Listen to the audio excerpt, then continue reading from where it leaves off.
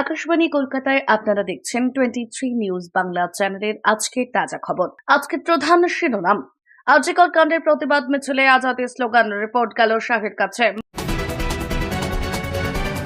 মমতা বন্দ্যোপাধ্যায়ের স্পষ্ট বার্তা, অত বোকা মমতা ব্যানার্জি নয়।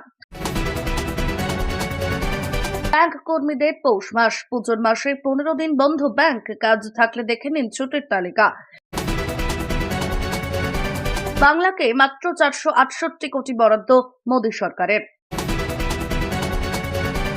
আম্বানি হাজার হাজার কোটি ওড়ান, দেনায় ডুবতে হয় আপনাদের। প্রচার সভা থেকে আক্রমণাত্মক রাহুল। আরজিকর মামলার পরবর্তী শুনানি কবে, রাজ্যকে কি নির্দেশ দিয়েছে সুপ্রিম কোর্ট? প্রতিদিন সেরা খবর পেতে আমাদের এই 23 নিউজ বাংলা চ্যানেলটিকে সাবস্ক্রাইব করে বেল আইকনটি প্রেস করুন আর সঠিক এবং সত্যের সাথে থাকুন। আমাদের 23 নিউজ বাংলা চ্যানেলটিকে সাপোর্ট করতে সবাই লাইক, কমেন্ট এবং শেয়ার করতে ভুলবেন না। বিস্তারিত, গত রবিবার কলকাতার যাদবপুরে সেরকমেরই একটি মিছিলে উঠেছিল কাশ্মীর মাঙ্গে আজাদি স্লোগান। সেই ঘটনা সোশ্যাল মিডিয়া মারফত চোখে পড়ে কেন্দ্রীয় রাষ্ট্রমন্ত্রকের, যার জেরেই কেন্দ্রীয় স্বরাষ্ট্রমন্ত্রী অমিত শাহ নিজে গোয়েন্দাদের কাছ থেকে রিপোর্ট চেয়ে পাঠান। সেই নির্দেশের জেরেই ঘটনার প্রাথমিক রিপোর্ট দিল্লিতে পাঠান কেন্দ্রীয় গোয়েন্দা সংস্থা। জানা গিয়েছে, স্বরাষ্ট্র মন্ত্রকের নির্দেশ মেলার পর রবিবারের ঘটনায় তথ্য অনুসন্ধান করেন কেন্দ্রীয় গোয়েন্দা সংস্থার শীর্ষ আধিকারিকগণ। মিছিলের উদ্যোক্তাদের পরিচয়, স্লোগান দেওয়া ব্যক্তির কোনো সংগঠনের সঙ্গে যুক্ত, উদ্দেশ্য প্রণোদিত না বিক্ষিপ্তভাবেই ওই স্লোগান, এরকম কয়েকটি বিষয় নিয়ে অনুসন্ধান চালান তারা। প্রাথমিকভাবে যাবতীয় রিপোর্ট সংগ্রহ করে সোমবার রাতের মধ্যে সেই রিপোর্ট পাঠিয়ে দেওয়া হয় দিল্লিতে। তবে এই বিষয়ে আরো তদন্ত করে দেখা হয় ফের কিছু রিপোর্ট দিল্লিতে পাঠানো হতে পারে বলে সূত্রের খবর। তবে শুধু কেন্দ্রীয় স্বরাষ্ট্র মন্ত্রকই নয়, যাদবপুরের ঘটনা নিয়ে নড়ে চড়ে বসেছে কলকাতা পুলিশ। রবিবার রাতে যাদবপুরের তিলোত্তমার বিচার চাই, উই ডিমান্ড জাস্টিস ব্যানার লেখা একটি মিছিলেই উঠেছিল কাশ্মীর মাঙ্গে আজাদি স্লোগান। সেই স্লোগানের জেরে কলকাতা পুলিশের তরফে পাটুলি থানায় দেশদ্রোহিতার অভিযোগে এফআইআর দায়ের করা হয়েছে। যদিও কেন্দ্রীয় স্বরাষ্ট্র মন্ত্রক সূত্রে খবর, এই স্লোগান নেপথ্যে ষড়যন্ত্র থাকতে পারে। তাই এই ঘটনার সঙ্গে জড়িত 15 থেকে 20 জনকে চিহ্নিত করে ছবি সমেত বিস্তারিত তথ্য শাহের স্বরাষ্ট্র মন্ত্রকে পাঠিয়ে দেওয়া হয়েছে গোয়েন্দাদের দ্বারা। তালিকায় রয়েছেন যাদবপুরের কয়েকজন প্রাক্তনীয়, যাদের বিরুদ্ধে নানা সময় এ রাজ্যের দেশবিরোধী আন্দোলনে সরব হওয়ার অভিযোগ রয়েছে। জম্মু কাশ্মীরে যখন বিধানসভা নির্বাচন চলছে, তখন কলকাতায় এমন স্লোগান ওঠায় উদ্বিগ্ন কেন্দ্রীয় সরকার। কাশ্মীরের কোন সংগঠনের সঙ্গে এই স্লোগান দেওয়া ব্যক্তিদের যোগাযোগ রয়েছে কিনা তা খতিয়ে দেখা হচ্ছে। মমতা বন্দ্যোপাধ্যায় স্পষ্ট ভাষায় জানিয়েছেন যে তিনি বোকা নন, এমন ধর্মকর্ম সম্পর্কে তার যথেষ্ট জানা রয়েছে। মঙ্গলবার শ্রীভূমি স্পোর্টিং ক্লাবের পুজোর সূচনার সময় তিনি বিরোধীদের কটাক্ষের উত্তরে বলেন, অত বোকা মমতা ব্যানার্জি নয়, এইটুকু অন্তত বোঝে। বিরোধীরা দেবীপক্ষের আগে পুজো উদ্বোধন নিয়ে সমালোচনা করলেও এবার তিনি পুজোর সূচনা করেছেন, উদ্বোধন নয়। মমতা বলেন, অনেকেই বলবেন পিতৃপক্ষে মমতা ব্যানার্জি উদ্বোধন করে দিলেন, কিন্তু আমি ধর্ম সম্পর্কে সচেতন। ছোটবেলা থেকেই পিতার কাছ থেকে চণ্ডীপাঠ দেখে শিখেছি। তার বক্তব্যে তিনি তুলে ধরেছেন পুজোর আগের দিনগুলোতেও মানুষের উৎসাহ এবং উৎসবের ভালোবাসা। বাঙালির প্রিয় দুর্গাপুজো আসন্ন, আর সেই সঙ্গে শুরু হচ্ছে উৎসবের মরশুম। ব্যাংকের ছুটি নিয়ে চিন্তিত? তাহলে এখনই জেনে নিন অক্টোবর 2024-এ কোন কোন দিন বন্ধ থাকবে bank. Reserve bank of India প্রতি মাসের শুরুতে ব্যাংক ছুটির তালিকা প্রকাশ করে। চলতি বছরে অক্টোবর মাসেই মোট 15 দিন ছুটি থাকবে, যা বিশেষ করে দুর্গাপুজো, দশেরা এবং দীপাবলির জন্য। ব্যাংক ছুটির তালিকা মূলত স্থানীয় উৎসব ও জাতীয় ছুটির উপর নির্ভর করে। যেমন দুর্গাপুজোর সময় পশ্চিমবঙ্গ সহ উত্তর পূর্ব ভারতের রাজ্যগুলিতেও ছুটি থাকে ব্যাংক। আবার দীপাবলির সময় দেশের অধিকাংশ স্থানেই বন্ধ থাকে ব্যাংক।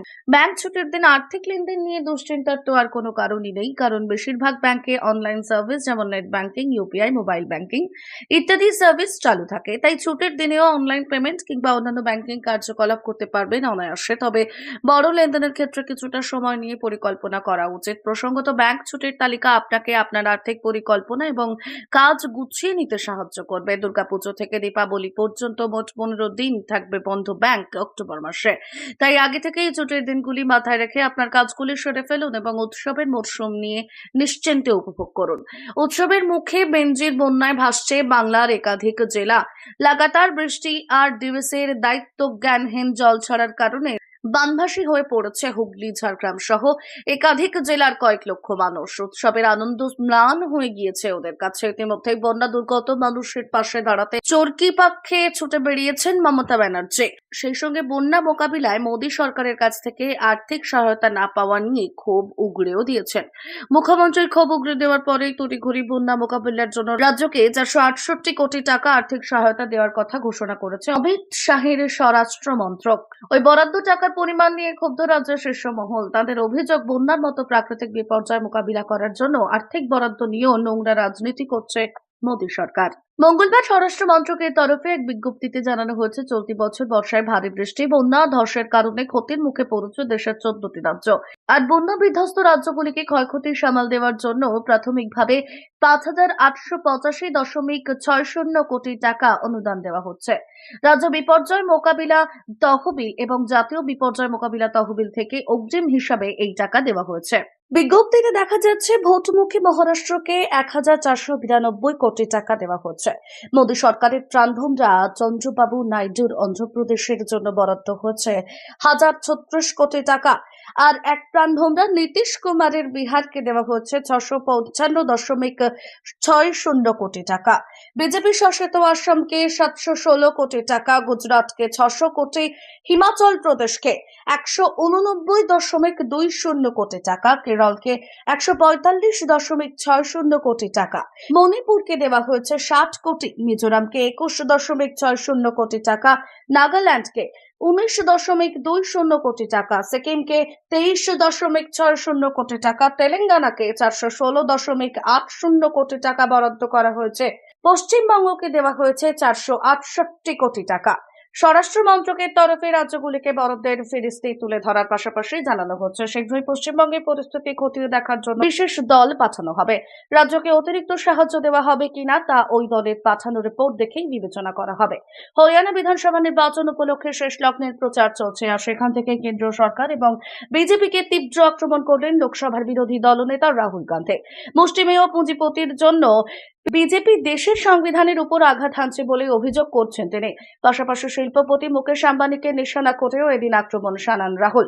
ছেলের বিয়েতে যে হাজার হাজার কোটি টাকা খরচ করেছেন মুকেশ, তা দেশের মানুষের সম্পদ বলেই মন্তব্য করেছেন তিনি।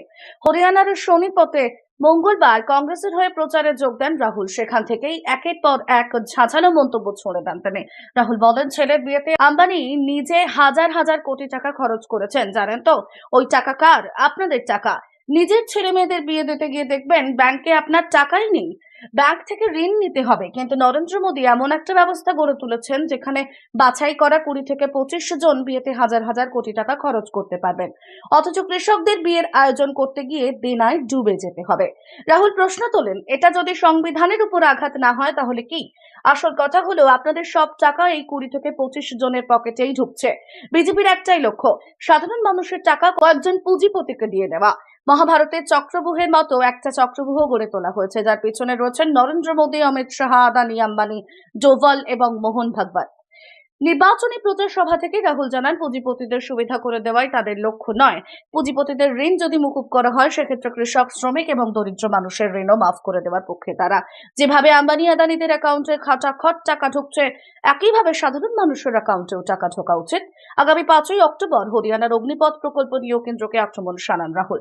পেনশন, ক্যান্টিনের অধিকার এবং শহীদের তকমা কেড়ে নিতেই এই প্রকল্প চালু করা হয়েছে বলে মন্তব্য করেন তিনি। হরিয়ানার এবার তৃতীয় দফায় ক্ষমতা দখলের জন্য মুখিয়ে রয়েছে বিজেপি। 10 বছর পর সেখানে ক্ষমতায় ফিরতে মরিয়া কংগ্রেসও। সওয়াল পাল্টা সওয়াল। আরজিকর কাণ্ড নিয়ে সোমবার সবার নজর ছিল সুপ্রিম কোর্টে। সেখানে নানা যুক্তি পাল্টা যুক্তি উঠে আসে। দেশের শীর্ষ আদালতে ফের কবে শুনানি হবে আরজিকর মামলার, তার জন্য অপেক্ষা করতে হবে আরো 14 দিন। আগামী 15ই অক্টোবর আরজিকর মামলার শুনানি হবে শীর্ষ আদালতে। গত 9ই আগস্ট আরজিকরের সেমিনার হলে এক জুনিয়র ডাক্তারের মৃতদেহ উদ্ধার হয়। তেলোত্তমার বিচারের দাবিতে পথে নামে সাধারণ মানুষ। হাসপাতালে স্বাস্থ্যকর্মীদের নিরাপত্তা সুনিশ্চিত করার দাবিতেই সরব হন জুনিয়র ডাক্তাররাও। গতকালের শুনানিতে শীর্ষ বিষয় উঠে আসে 28টি মেডিকেলের নিরাপত্তা সুনিশ্চিত করতে রাজ্য সরকার কি পদক্ষেপ করেছে তার স্ট্যাটাস রিপোর্ট জমা দেয়। সেই স্ট্যাটাস রিপোর্টে বলা হয়, রাজ্যের 28টি মেডিকেল কলেজে মোট 6178টি সিসিটিভি বসানোর সিদ্ধান্ত হয়েছে। তার মধ্যে 26% কাজ হয়েছে, বাকি কাজ 31শে অক্টোবরের মধ্যেই হয়ে যাবে।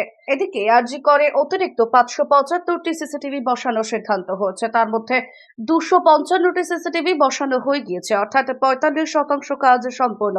আরজি করে বাকি সিসিটিভি বসানোর কাজ 20শে অক্টোবরের মধ্যেই হয়ে যাবে বলেই রাজ্যের তরফে সুপ্রিম কোর্টেই জানানো হয়েছে। রাজ্যের তরফে 31শে অক্টোবরের মধ্যে বাকি কাজ সম্পূর্ণ হওয়ার কথা জানানো হলেও সুপ্রিম কোর্ট রাজ্যকে বলেছে 15ই অক্টোবরের মধ্যেই কাজ শেষ করা নিশ্চিত করতে হবে। ওই দিনই দুপুর 2টোয় সুপ্রিম কোর্টে শুরু হবে শুনানি, অর্থাৎ 15ই অক্টোবর। গতকাল রেসিডেন্ট ডাক্তারদের তরফে আইনজীবী ইন্দিরা জয়সিং সুপ্রিম কোর্টে জানান, সব ডাক্তার কাজে যোগ দিয়েছেন। রাজ্যের তরফে আইনজীবী রাকেশ দ্বিবেদী দাবি করেছিলেন আইপিডি ও ওপিডি দায়িত্ব পালন করছেন না ডাক্তাররা। তখন আইনজীবী ইন্দিরা জয়সিং স্পষ্ট জানান, সমস্ত রকম প্রয়োজনীয় এবং জরুরি পরিষেবা দিচ্ছেন ডাক্তাররা, আইপিডি এবং ওপিডি পরিষেবাও দিচ্ছেন। এদিকে মঙ্গলবার থেকে ফের পূর্ণ কর্মবিরতির ডাক দিয়েছেন জুনিয়র ডাক্তাররা। পরবর্তী শুনানিতে বিষয়টি উঠতে পারে বলেই মনে করা হচ্ছে। Bureau report 23 news Bangla channel.